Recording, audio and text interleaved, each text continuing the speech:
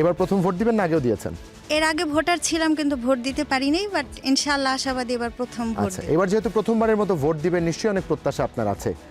ত্রয়োদশ জাতীয় সংসদ নির্বাচন কি চান মানিকগঞ্জের জন্য?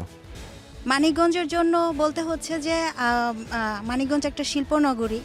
মানিকগঞ্জ কৃষি খাতের জন্য খুব মানে ভালো একটা জায়গা, বাট কোনো ডেভেলপ নাই, এতদিন কোনো উন্নত হয় নাই।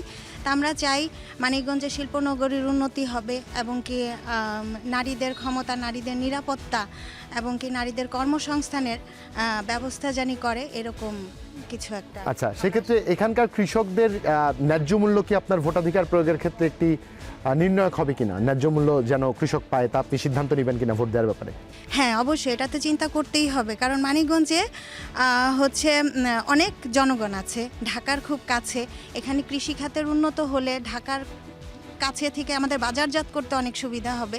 তো এটার জন্য আমি আশাবাদী যে এরকম কাউকেই আমরা নির্বাচন করব যে কৃষি খাতের এবং বেকারত্ব দূরীকরণের, নারীদের নিরাপত্তা, ক্ষমতায়ন, যাতে আমাদের সুযোগ সুবিধা বেশি